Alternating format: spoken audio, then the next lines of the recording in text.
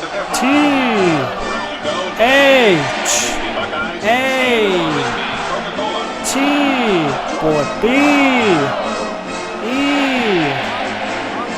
N T. Hey, you're listening to That Boy Band, episode 8 with Joshua Perry. This is Young Man. Just buckle up, especially if you're driving, and let's get to it. Hello, we're here live. We are at the basement of a IUPUI campus center. It's finals week. We didn't know that because we're alumni. That's right. But everything's locked down except for the campus center. Yes, we're sitting at a single table, two dudes huddled around. We're just bros. We're not, anyway. Yeah. But we have a very special guest. We have a former teammate of mine from the Indianapolis Colts, former Ohio State Buckeye, current Big Ten personality. We got Joshua Perry on the show. Josh, what's up? Going on? Pleasure being on here. Looking forward to some of the antics. I know how you guys get. Oh, this is a Christian podcast, bro. We don't ask stuff like that. The only thing we're getting is bed. That's right. Bro, that hotel room's kind of hard. Yeah, it is. Yeah. The bed looks damn nice, bro. I'm in this is an older building. It's like 100 years old.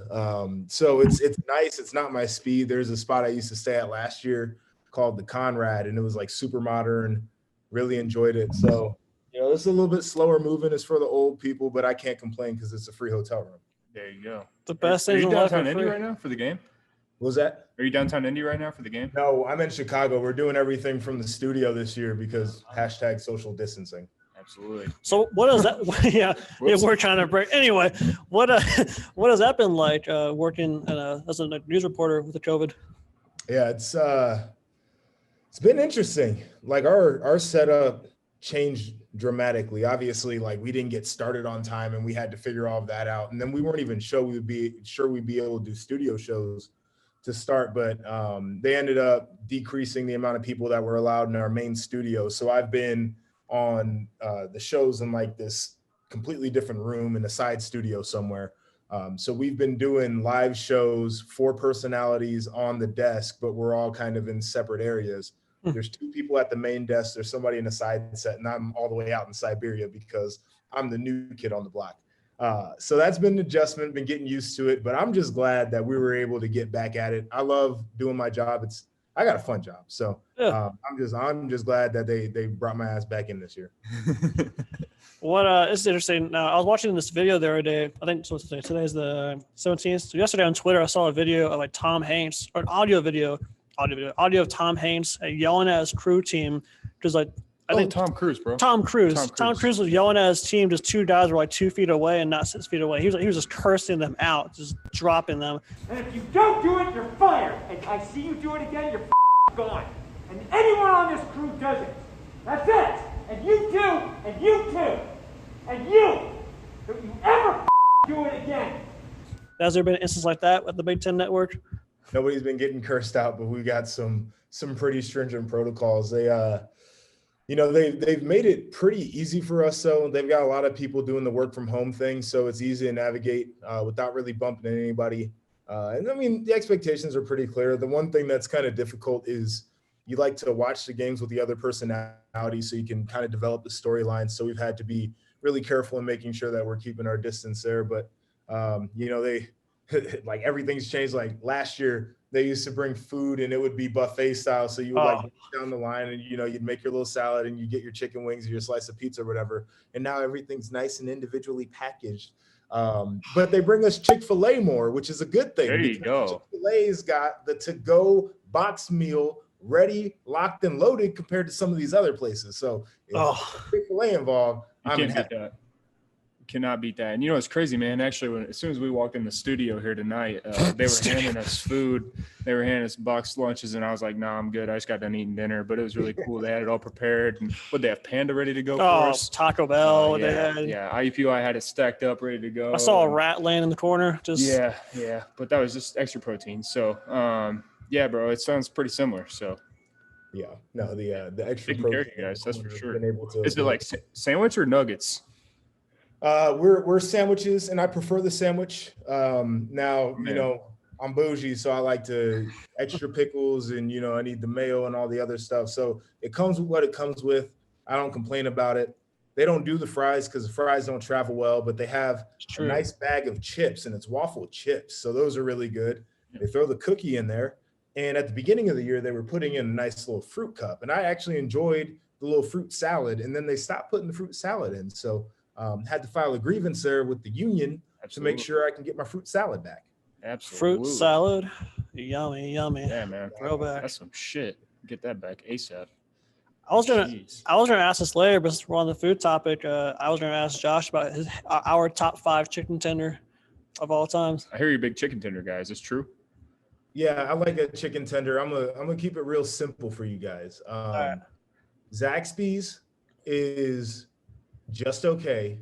Oh wow! Raising Cane's all the way. Is that the place coming to Lafayette? That's Raisin Cane's coming to Lafayette here soon. Okay. Raising Cane's is the bomb. Chick-fil-A did a little chicken tender. They're okay. I prefer a nugget if I'm doing the Chick-fil-A thing, but they figured the chicken out. That's what they do. So nothing there is bad. But if it comes down to my number one spot, I like Raising Cane's. Menu's real simple. All they do is tenders, fries, coleslaw, and toast. And then I get a nice high C with it. Got to go with the high C. A lot of people like the lemonade, sweet tea. Sweet tea probably after the high C for me. Then a Coke Zero. If I'm feeling, something a little bit different, I want the fizz. But that's how I go with it. And then they got the sauces. So you got to get the cane sauce. It's like their signature deal. And then I like to order a honey mustard. I get the hot sauce as well, and then ketchup for the fries. Dude, I love your passion for food. This dude's got it. This is down. incredible. Like he's just. Yeah, well, I mean, listen, big boy, man. All I used to do was eat, and then I stopped playing. I kept eating. So it's absolutely. Now it's sport for me is eating, not playing ball anymore. Eating's a sport now. It's a competitive drive. You gotta keep eating. You can't just stop. They got you doing that analysis, man. They got to hook you up with the meals at the studio, like you said. Maybe even 2 box lunches. Well, here's the thing, man.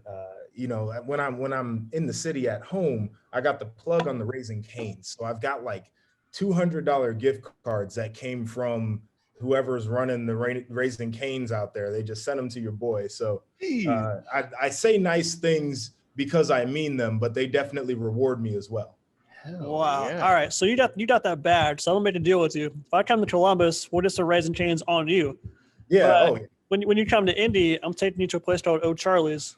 That is the best chicken tender place in the world. I'm telling you. O'Charlie's like the little sit down restaurant. Yeah. With the rolls.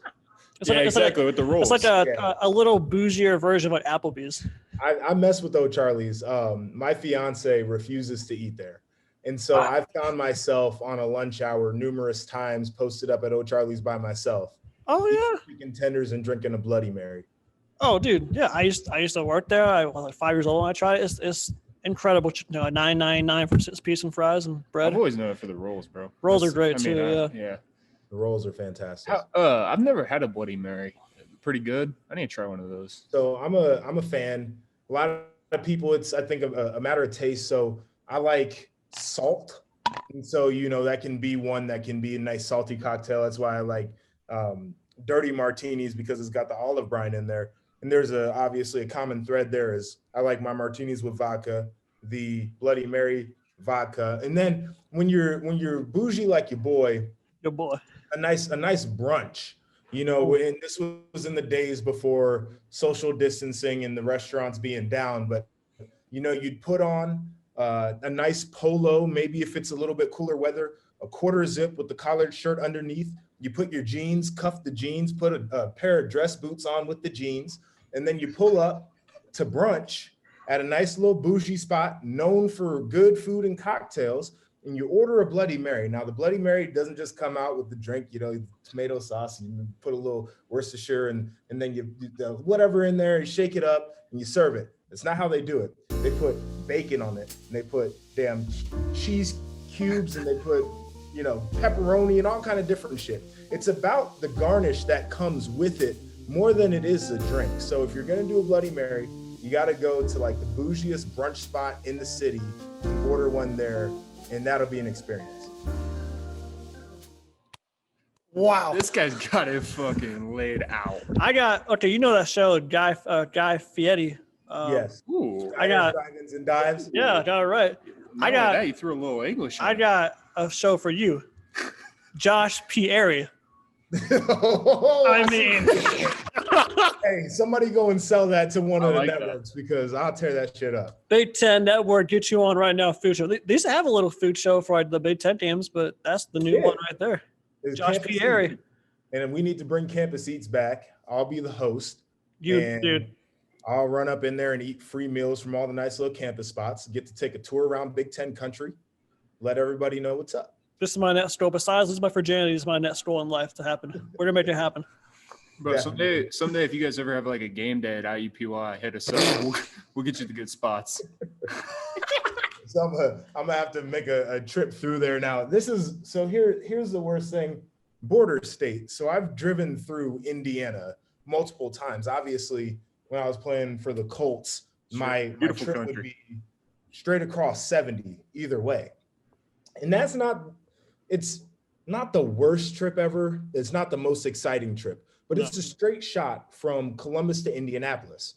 But then when you start going to West Lafayette, and then when you start going to Bloomington, oh my gosh, it is terrible. If you go from Columbus to Chicago and you decide instead of going through Van Wert, Ohio, and then all the way, like the whatever, it's terrible. That part of damn Indiana is terrible going that way too. But if you go past Indianapolis and then go to Chicago, most boring drive ever. Like the most fun you have on that drive is watching the little wind turbines. Yeah. You're like, oh man, it's really cool. Those things are producing energy. I'm not going to see anything else for 3 more hours. Yeah. Awful. Oh, dude, you would love Carmel. We're all about roundabouts up here in the upper side of Indy. So in Central Ohio, that's like the new flavor of the month. All of the suburbs are full of roundabouts. And, I'm a fan because it's not that I dislike traffic because I like to drive and I like taking maybe even the long way to get somewhere. But it's fine, right? It alleviates the traffic, whatever.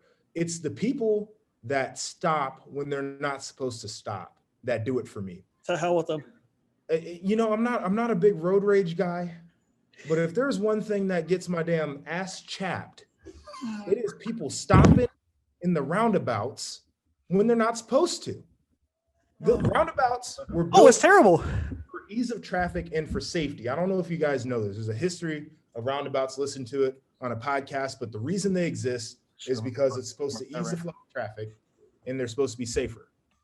Except for when idiots stop when they're not supposed to. Then they become like the most dangerous thing on the road. It's wild. I couldn't have said it better. This is a topic that is not discussed about enough, and it's a safety hazard, really. It is. I mean, when you have this is what happens when you leave idiots up to their own devices. They ruin all of the good things. And so roundabouts were made to be a good thing. I can appreciate that. I understand why they're here, and I am a supporter. But we should have mandatory roundabout education once a year for idiots. Dude, I don't even know. Honestly, like when I was going through driver's ed, I don't even remember learning about roundabouts. No, I don't think I did either. I don't think I learned anything in driver's ed. Straight up. Can you park? Yeah. Can you parallel park? Kind of. All right, you're good. Basically. Say, hey man, that red thing, like that means don't drive. That's basically it. It's amazing how people can just get away with license and the degrees and everything. So let me give you this. This is actually a true story. My fiance's younger brother turned 16 in September. He took his driver's test on Tuesday of this week. So what was that? The 15th. He took his driver's test of December and came out, got his license. He was very excited. So I asked him, how was it? Like, did you feel prepared and everything? And he was like, yeah, it was cool. And then he said, nobody got in the car with me though. Wait a minute, what are you talking about? He's like, well, COVID, you have to social distance and everything. So how the hell did you do your driver's test? He was like, oh, they watched me. I'm like, so would you drive around the parking lot like twice? And they said, okay, he knows how to make a left turn in the parking lot. Let's give this kid a freaking license. Wow. Oh my God. Stuck a GoPro on the top of the car. Real. They were doing like us. They were on Zooms. He put his damn cell phone in one of those little things that the Uber drivers stick on the dashboard. Oh my God. Zoom on, and then the person was sitting in the parking lot, posted up just like this, watching him. I don't know. I'm making that up, but that very may well have been what happened. I don't know. That's incredible. Holy cow.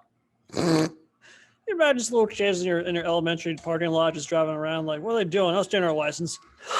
Just driving. Just driving. Just practicing, doing some reps in for the big day tomorrow. That's terrifying. That's very terrifying. Yep. From here on out, take the bus. Year of our Lord 2020. It's been very terrifying in a lot of ways. Swear to God. That's for sure, man. That's for sure. Wow. So yeah, for those who don't know, Josh and I, we were teammates from the Indianapolis Colts. I believe the 2016, 2017 season, I think. 2017. Seasons fly by when you're in the NFL. You feel me? Show do. That was a unique year. I was with the San Diego LA Chargers the season before. Coaching, we went 4-12. This is a theme in my career. We went 4-12. Coaching staff got fired. New coaching staff comes in. They cut my bitch ass. Was not a surprise. And this was a part that really just ripped my heart out. Was I came to OTAs that spring and had a new linebacker coach, and we're going through all this stuff. We're doing the workouts like typical. And then we get to go on our little like 6-week break before training camp starts. And so they give you a letter that you have to sign that tells you what weight to come back to training camp at. I was 253 pounds. I weighed in every day I came into the facility, so they knew I was 253 pounds.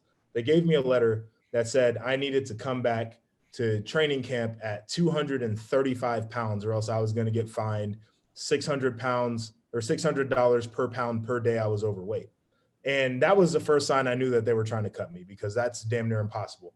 I ate vegetables and drank broth for 6 weeks. I worked out for like 4 to 5 hours a day. No exaggeration. I lost the weight and they still cut me.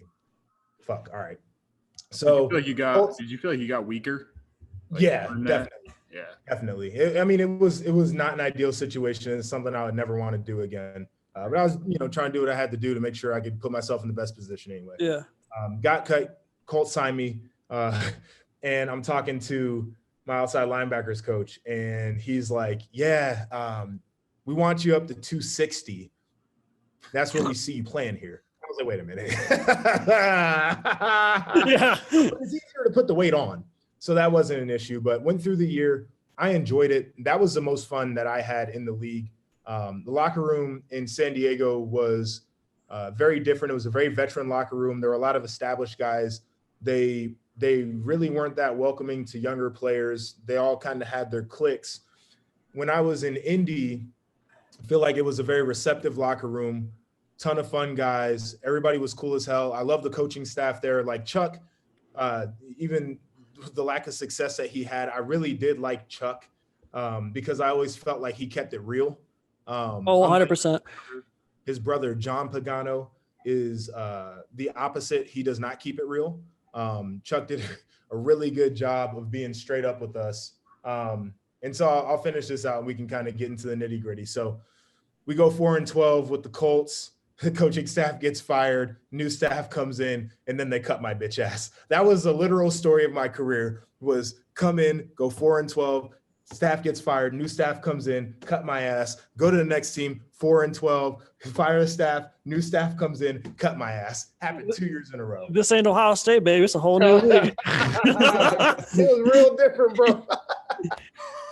This is go back to the Colts. I'm sure Chuck Pagano's like, hey, Josh, how you doing? It's good to see you. Oh, Josh, you look great. I just want some meatballs, put some weight up. I got some meatballs for you. That was it. It was the most genuine thing. Like he was a phenomenal dude. Obviously, he didn't have great success, but he was one of the nicest people, one of the most hearted people you ever meet in the coaching staff. Now, I'll ask you this too. I'll tell you about it after. Was Gregson cool with you? So I came in with Ballard. That's right. It was Ballard. And so okay. I've heard stories. So Gregson, he was an asshole. I mean, he was cool with me though. He thought I was a Make-A-Wish kid, so he was cool with me. But other than that, I seen him be a complete douchebag to like everyone. He was a douchebag to McAfee. He was a douchebag just everyone but Andrew Luck and Ty pretty much. Well, yeah. Well, it's hard to be a douchebag to Andrew Luck though. Oh, Andrew's the best, man. He's like, hey, how's it going? What's up? Hey, nice to meet you. I remember my first day after I got signed. You know, I guess like Ballard must have been sending him the damn transactions or something because I'm sitting in the locker room. He's like, "Oh, hey Joshua, it's really nice to meet you. Hey, welcome. We're looking forward to having a good year." You know, like just the nicest guy you could ever meet. It was awesome. He's so nice. That's a great impression. Good, yeah. That's like, you and Joey Monero kill the impressions. Yeah, I need to meet Joey. For sure. He is one of my favorites. Like I love a good impersonation, and he's got them down. It is awesome. Dude, yeah, him, Ben Polizzi, they're like the best duo of the year besides Jack Harlow and Tyler Hero, damn near. Tyler Hero, Jack Harlow. See, I'm not on the Harlow. See, my lamp went out. Told you this old ass hotel, man. Oh, there it is. There it is. There we go. Got my lights Give a back. little wiggle. I'm too dark to be sitting out here with no lamp on. 100. I said it, not you guys. It's fine. Thank you. I was waiting for that. Yeah. Jesus Christ. Okay, so. Is this her place? Yeah, it's the place. You shave your pubes? Pardon? Yeah, I'm gonna be straightforward with you. You shave your pubes? Shoot, no, I didn't. You know what? Just take me home. I don't want her to see my rookie. I am not dropping you off this beautiful Latina princess with dirty pubes. I can't just like rip my pubes off. Yo, Dad. Well, you're lucky I always stay strapped to my keister. What's that? Oh, it's a Manscape lawnmower 3.0. Yeah, lifesaver. How am I gonna shave it? I can't just like go into like her house and ask her. We got 4 extra seats. Pick one. Like shave like right here. Yeah, right here. She's right there. She'll wait 5. No peaches. Oh. Yeah. 1 second. To the left a little bit. Dad. Hey.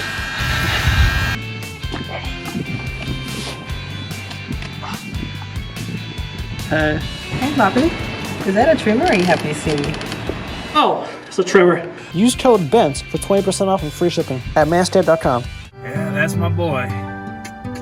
Now where the hell's my chapstick? Oh, this motherfucker. Oh.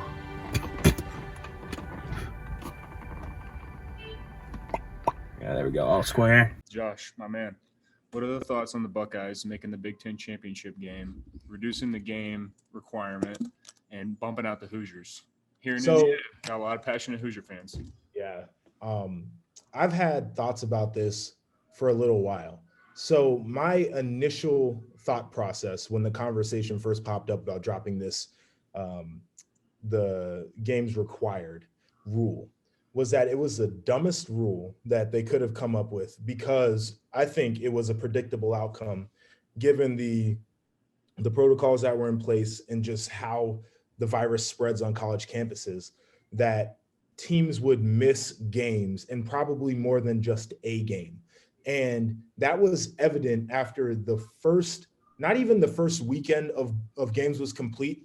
Wisconsin played on a Friday. Everybody else played on a Saturday. And I'm driving back that Sunday, and they're talking about Graham Mertz being out and Paul Chryst, Wisconsin's head coach, being out because of COVID. That was after they played the first game.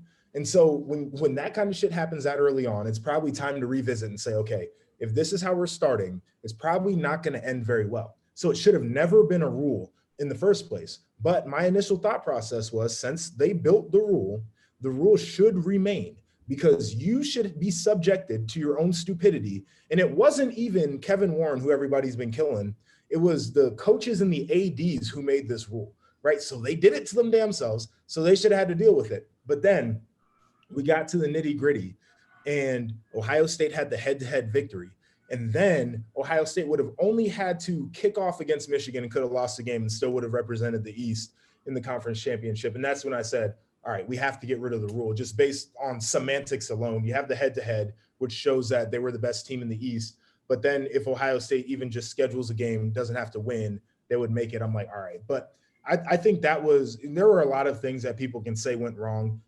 I've got my own personal feelings about trying to play football during a global pandemic and all of the different things that could be a result. Now you're starting to see teams that don't want to take their bowl bids because it was a very difficult season and guys were getting sick and they couldn't see their families and like all these different things that are just atypical. And so it was difficult enough. But to add that rule on top of all of the things that just kind of didn't happen well for the Big Ten, I couldn't understand it. So to answer your question simply, stupid ass rule should have never been a thing to begin with. Ohio State definitely deserves to be in the Big Ten championship game. Gotcha. I like that. I like that. Well thought out. Very well thought articulated. The Harvard education.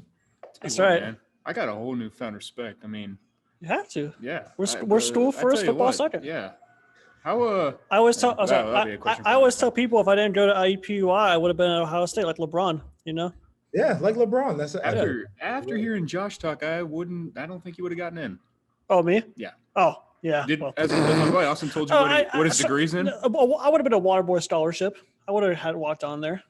He'd been on the all water boy team. They'd have been coaches and would. media. He'd have been a unanimous selection. Yeah. Maybe So they would he have felt knows. bad for you. Have you told Josh what your probably- degree's in? Online journal studies, the few, the proud. Oh, general studies. You would fit in at Michigan.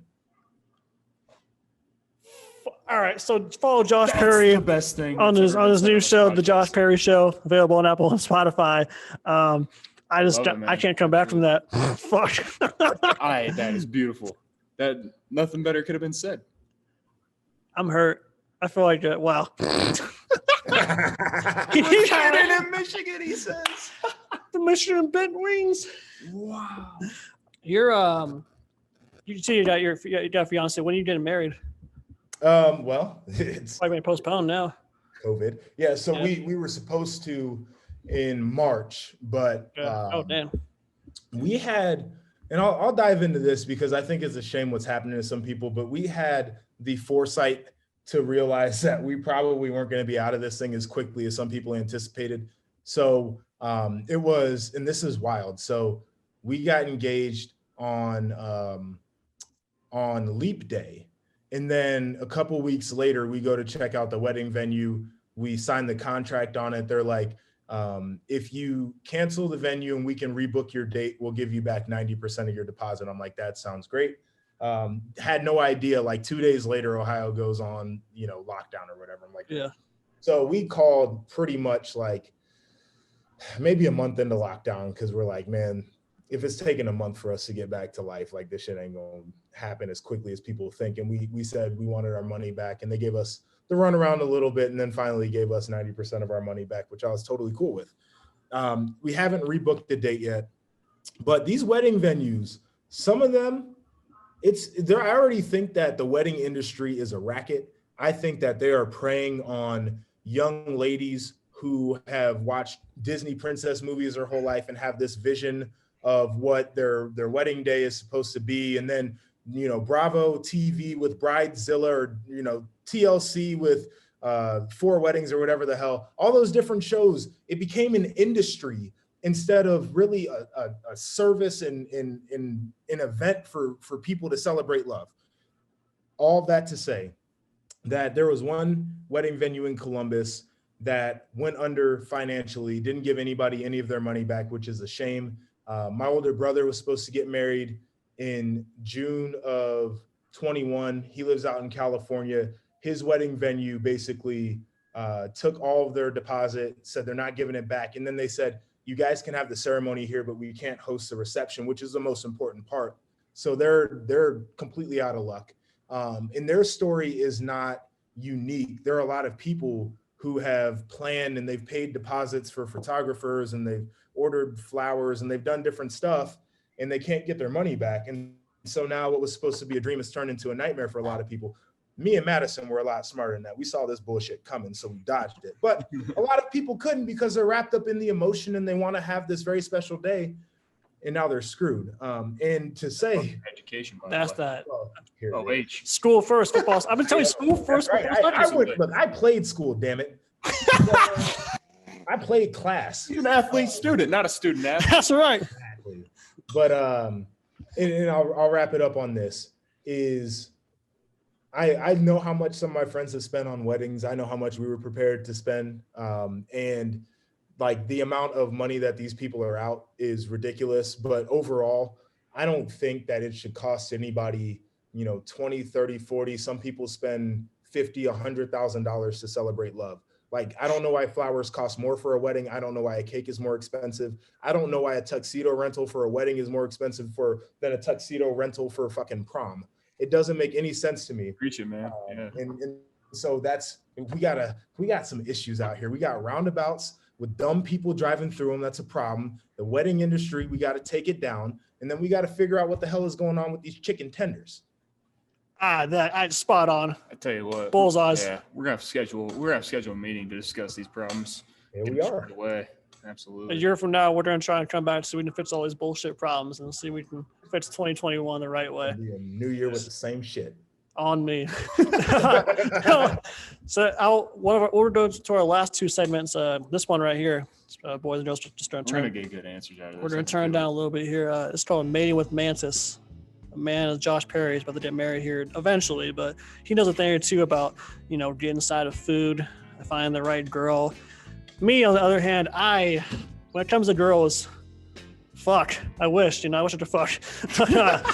So we always ask our guests, what's one piece of advice you would give me to find the right girl or just whatever it may be. Man, I've made out with 3 girls in my life. 3, just saying. Yep. I'm gonna get myself in trouble with this one, but you gotta stay out the clubs, you gotta stay off social media, and you gotta stay off the apps. It's not where you're gonna find them. What you need to do is you need to find you a nice little wholesome young lady, as you're walking through the grocery store, the organic section, great place to find them. If you're, a girl who is drinking maybe a oolong tea, in that section of the store, because these are where you're going to find the ladies who are very easygoing, who have their priorities about them, right? And not to generalize the club crowd because everybody likes to have fun. You don't want to get mixed up in that. You're ready to settle down, man. You're ready for somebody who you wake up in the morning and she got the tea kettle on the stove. You can hear it whistling, water's boiling. You got, a little breakfast over here that you're cooking because you all share the duties because that's what a responsible couple does. And then you sit back, you drink your tea, you eat your biscuits, and you have a good day. Wow. You sure you didn't go to Harvard? Yeah, well, they call it the Harvard of the Midwest, old Ohio State. When I'm watching the game Saturday, I'm just gonna I'm gonna be seeing Ohio State on the field, but in reality, I'm gonna be thinking it's Harvard out there. That's it. That's exactly what it is. Wow. What a All right. I think it makes sense. I've been going to Walmart to try and find some bitches, but I think I need to go to Whole Foods and just take a leap. Club. What was it? Magic City? Oh, you know what? I went to Magic City. You gotta go to the suburban Kroger or that Giant Eagle in Carmel. Oh, yes. Yeah, that's where you gotta check out. Giant Eagle. Yeah, the Market District. Smoothie King. Smoothie After King. a workout, yeah. They love Panera Bread. They love Panera Bread too. Yeah, Panera Bread is it's a spot. I would stay away from the Starbucks crowd. It's getting a little bit too crowded in there. That's not even worth it, man. Yeah. I ain't. Barnes and Noble. Walking through there, you bump into somebody trying to find a nice book. I was there today. Board game. You want to find a lady who plays board games. Barnes and Noble has a great selection of board games. It means she's a homebody who still likes to have fun. Yep. Ain't nothing gonna turn her on more than a game of Monopoly, bro. That's right. Yahtzee, come on now. Rolling. Whoa. How'd you do that? Like that? Or what? That's how you play the game. You gotta with the right.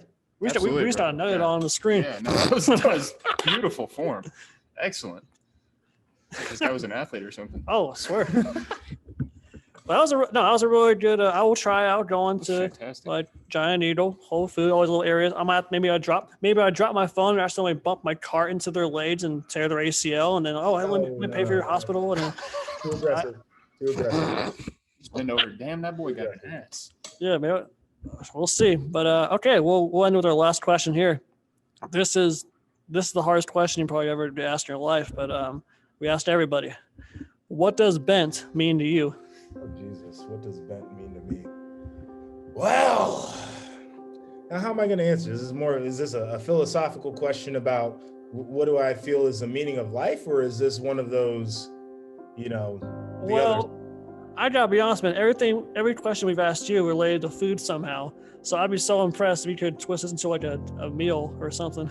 All right, let me give you my best shot here. Take your time. Yeah. We're here. Bent. What kind of food? Like when you saw me. Pretzel. Okay. So here we go. Pretzel. Bent, you know, What up, young Prince? and things all twisted and turned up. Love a damn pretzel. Hot pretzel, fantastic. Gotta be fresh though. Spray it down, a little bit of water, Hold on. nice amount of salt on it. Packet of mustard. Mustard is also necessary when you're eating pretzels out the bag. I am a pretzel stick, then the kind of traditional pretzel, then the pretzel rod. I don't like the nuggets. And the nuggets aren't bent, so that makes perfect sense. All right. So what bent means to Josh is a nice, warm, soft pretzel. Twisted and turned. Or even a regular pretzel. Mustard over Mustard cheese? as well. Was that? Mustard over cheese? Yeah, mustard over cheese. I've never had mustard with a pretzel. I'm gonna have to try that now, Are man. you serious? Just like straight like Yellow straight- mustard, like French's. Yeah, really. Hey, I'm shouting out a lot of different companies right now. So I mean, Advertising, yeah. we need to pick up some sponsorship over here because we're giving a little bit of free pub. Hey man, you got the business mind, so whenever you got suggestions, shoot them our way. It's that Harvard education. It really is. Yeah. OH. IO. There it is. Simultaneously. Well, my guy, thank you for joining us. This is really nice seeing you again. No, it's always good, man. I appreciate you Thank having you. me around. Anytime you want me and I'm available, you got me. Oh, appreciate I it, always, Josh. Thank I you, always man. want you, bro. Don't do Oh, it. Wow, all right. And just like that, I don't feel uncomfortable sitting next to you. All right, y'all. That boy bet. Thanks, Josh.